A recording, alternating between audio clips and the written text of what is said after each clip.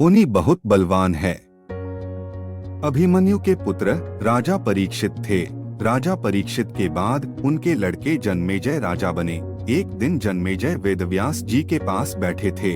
बातों ही बातों में जन्मेजय ने कुछ नाराजगी से वेदव्यास जी से कहा कि जहां आप समर्थ थे, भगवान श्री कृष्ण थे, भीष्म पितामह, गुरु द्रोणाचार्य, कुलगुरु कृपाचार्य जी, धर्मराज युधिष्ठिर जैसे महान लोग उपस्थित थे, फिर भी आप महाभारत के युद्ध को होने से नहीं रोक पाए और देखते देखते अपार जनधन की हानि हो गई। यदि मैं उस समय रहा होता तो अपने पुरुषार्थ से इस विनाश को होने से बचा लेता। अहंकार से भरे जन्मेजय के शब्द सुनकर भी व्यास जी शांत रहे। तो श्री कृष्ण में ही इतनी सामर्थ्य थी कि वे युद्ध को रोक सकते थे। जन्मेजय अपनी बात पर अड़ा रहा और बोला, मैं इस सिद्धांत को नहीं मानता। आप तो भविष्यवक्ता है, मेरे जीवन की होने वाली किसी होनी को बताइए, मैं उसे रोककर प्रमाणित कर दूंगा कि विधि का विधान निश्चित नहीं होता। व्यास जी ने कहा, पुत्र, यदि तू यही चाहता है तो सुन, कुछ वर्ष बाद तू काले घोड़े पर बैठकर शिकार करने जाएगा। दक्षिण दिशा में समुद्र तट पर पहुंचेगा। वहां तुम्हें एक सुंदर स्त्री मिलेगी जिसे तू महलों में लाएगा और उससे विवाह करेगा। मैं तुमको मना करूंगा कि ये सब मत करना, लेकिन फिर भी तुम यह सब करोगे। लेकिन वह यज्ञ तुम युवा ब्राह्मणों से कराओगे।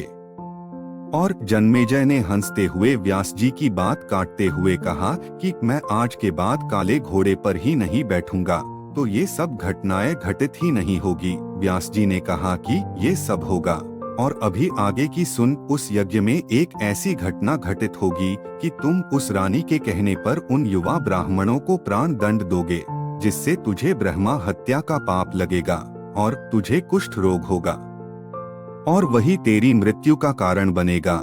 इस घटनाक्रम को रोक सको तो रोक लो। वेदव्यास जी की बात सुनकर जन्मेजय ने एहतियात वश शिकार पर जाना ही छोड़ दिया, परंतु जब होनी का समय आया तो उसे शिकार पर जाने की बलवती इच्छा हुई। उसने सोचा कि काला घोड़ा नहीं लूंगा, पर उस दिन उसे अस्तबल में काला घोड़ा ही मिला। तब उसने सोचा कि मैं दक्षिण दिशा में नहीं जाऊंगा, परंतु घोड़ा अनियंत्रित होकर दक्षिण दिशा की ओर गया और समुद्र तट पर पहुंचा। वहां पर उसने एक सुंदर स्त्री को देखा और उस पर मोहित हुआ। जन्मेजय ने सोचा कि इसे लेकर महल में तो जाऊंगा, लेकिन शादी नहीं करूंगा। परंतु उसे महलों में लाने के बाद उसके प्यार में पड़कर उससे विवाह भी कर लिया। फिर रानी के कहने से जन्मेजय द्वारा यज्ञ भी किया गया। उस यज्ञ में युवा ब्राह्मण ही रखे गए। किसी बात पर युवा ब्राह्मण रानी पर हंसने लगे। रानी क्रोधित हो गई और रानी के कहने पर राजा जन्मेजय ने उन्हें प्राण दंड की सजा दे दी। फलस्वरूप उसे कोढ़ हो गया। अब जन्मेजय घबरा गया और तुरंत व्यास जी के पास पहुंचा और उनसे जीवन बचाने के लिए प्रार्थना करने लगा। वेदव्यास जी ने कहा कि एक अंतिम अवसर तेरे प्राण बचाने का और देता हूँ। मैं तुझे महाभारत में हुई घटना का श्रवण कराऊंगा, जिसे तुझे श्रद्धा एवं विश्वास के साथ सुनना है। इससे तेरा कोढ़ मिटता जाएगा। परंतु यदि किसी भी प्रसंग पर तूने अविश्वास किया तो मैं महाभारत का प्रसंग रोक दूंगा और फिर मैं भी तेरा जीवन नहीं बचा पाऊंगा। याद रखना, अब तेरे पास यह अंतिम अवसर है। अब तक जन्मेजय को व्यास जी की बातों पर पूरा विश्वास हो चुका था, इसलिए वह पूरी श्रद्धा और विश्वास से कथा श्रवण करने लगा। व्यास जी ने कथा आरंभ करी और जब भीम के बल के वे प्रसंग सुनाए, जिसमें भीम ने हाथियों को सूंडों से पकड़कर उन्हें अंतरिक्ष में उछाला, वे हाथी आज भी अंतरिक्ष में घूम रहे हैं।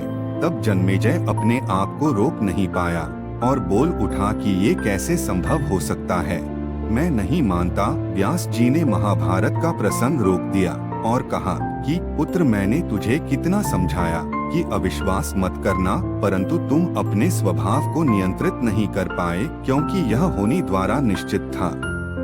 फिर व्यास जी ने अपनी मंत्र शक्ति से आवाहन किया और वे हाथी पृथ्वी की आकर्षण शक्ति में आकर नीचे गिरने लगे। तब व्यास जी ने कहा, यह मेरी बात का प्रमाण है। जितनी मात्रा में जन्मेजय ने श्रद्धा विश्वास से कथा श्रवण की, उतनी मात्रा में वह उस कुष्ठ रोग से मुक्त हुआ, परंतु एक बिंदु रह गया और वही उसकी मृत्यु का कारण बना।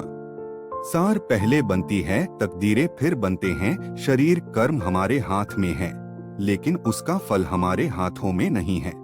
गीता के 11वें अध्याय के 33वें श्लोक में श्री कृष्ण अर्जुन से कहते हैं, उठ खड़ा हो और अपने कार्य द्वारा यश प्राप्त कर। यह सब तो मेरे द्वारा पहले ही मारे जा चुके हैं, तू तो केवल निमित्त बना है। होनी को टाला नहीं जा सकता, लेकिन नेक कर्म व ईश्वर नाम जाप से होनी के प्रभाव को कम किया जा सकता है। अर्थात रोग आएंगे परंतु पीड़ा नहीं होगी।